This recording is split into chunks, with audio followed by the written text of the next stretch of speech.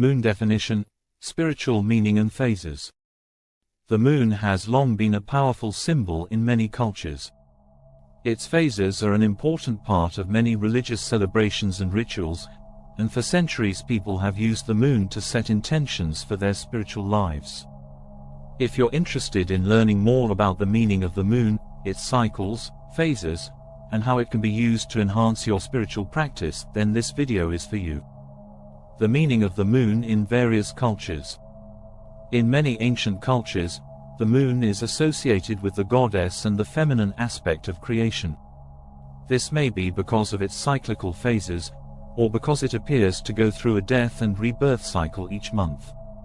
The moon has been long considered a symbol of the feminine, and is associated with the emotions and intuition and of course water. It reflects light from the sun like water does. It represents the subconscious universe, and the moon controls the waves and tides of the oceans. The human body is made up of 80% water, so the moon definitely has an influence on us and everything around us. The moon's phases also connect to nighttime activities like sleeping or dreaming. If you have trouble sleeping during a waxing moon period, then try meditating on this connection between your mind and body before going to bed. You may find it helps you relax. Why is the moon powerful? 1. Earth's moon is the closest celestial body to our planet. 2. The moon is the only natural satellite of Earth. 3. Unlike other planets, the moon doesn't have an atmosphere or liquid water on its surface. 4. It's also home to no life forms nor magnetic field and ozone layer, which protects us from harmful solar radiation as well as ultraviolet rays. Role of the moon in spirituality. The moon plays a major role in spirituality. It is the second most referenced celestial body in astrology. It represents our feminine side such as feelings, emotions, and intuition. Our moon occupies a zodiac position in our natal chart. Whichever astrological sign our moon occupies in our natal chart, we tend to display and associate this zodiac and element with our feminine side. Spiritual people understand that each phase of the moon has its use in manifestation, so they consider the moon when working spells and magic. 1. The moon is a symbol of the divine feminine. 2. The moon is a symbol of the subconscious. 3. The moon is a symbol of the unconscious. 4. The moon is a symbol of the shadow, which includes all that we repress and hide from ourselves, as well as our internalized expectations about what others should be like, i.e., our other. 5. In alchemy, it stands for the spirit. In astrology, it represents psychic energy or power. In mythology and folklore, it's often associated with death, as in the pale crescent. Phases of the moon. The moon plays a large role in your life. It's also one of the most mystical and spiritual symbols we know of. Understanding how to use the moon's power to manifest your desires can help you achieve your goals, release stress and anxiety, or just relax. The moon's phases are generally classified into 8, which is the new moon, waxing crescent, first quarter, waxing gibbous, full moon, waning gibbous, third quarter, and waning crescent. The first 3 of these are all very similar in appearance. They're all dimly lit with a silver luminance on one side. Waxing gibbous is when you can see half of the moon's face illuminated by sunlight. It looks like someone put half a slice of bread in front of you. This phase is also called last quarter, because at this point 1/4, or slightly more, of the surface area has been exposed to sunlight since it was last new. The third quarter comes after the full moon. It is when we see 3/4, or slightly less, illuminated by sunlight since last full moon. In other words, about 2/3 or so will have been exposed to sunlight since last time around. Learn how to meditate with the phases of the moon. New moon, set intentions. Full moon, celebrate achievements. Waxing moon, manifestation into reality. New moon. The new moon represents new beginnings and is an important time to set your intentions. It's a great time of the month to begin a new habit, or to reaffirm your commitment to an existing one.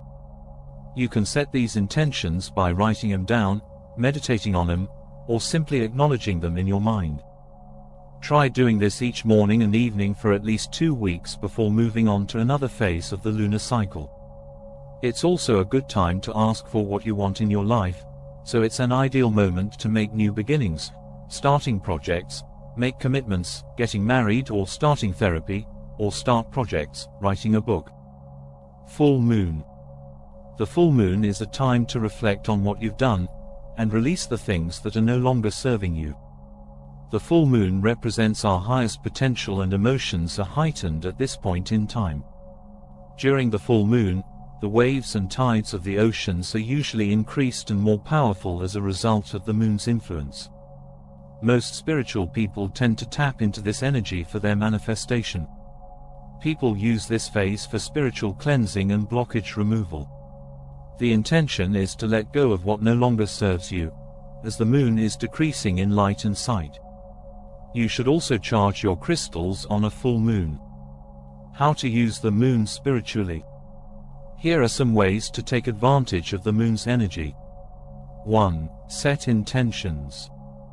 The next time a full moon is in the sky, allow yourself time to be still in meditation and reflect on what you would like to manifest in your life. Then, speak your intention into existence by writing it down or communicating it aloud, as long as no one is around. 2. Do yoga. 2. Yoga is an excellent way of connecting with yourself and nature. 2. You can incorporate the phases of the moon into any type of yoga practice. I recommend starting with the downward facing dog during new moons so that you feel refreshed and energized. 3. Work magic. Something as simple as candle magic with herbs and incense is truly magical and a way to tap into divine manifestation. 4. Clear your space. 4. This can be done at any time, but especially during waning crescents when things may feel chaotic or unstable for us personally or globally. Cleanse your home, car, etc. 4. And set fresh intentions for what you want going forward. How to set intentions with the moon. 1. Make a list of things you want to achieve. 2. Choose a time when you have the most energy. This could be right after waking up, at night, or after a midday break if you find it difficult to focus during the afternoon. 3. Meditate on what you want, and also visualize it manifesting. 4. Write down your intentions on paper. You could also write them on stones and then bury them in your garden as part of an intention ritual. 4. Or burn the paper.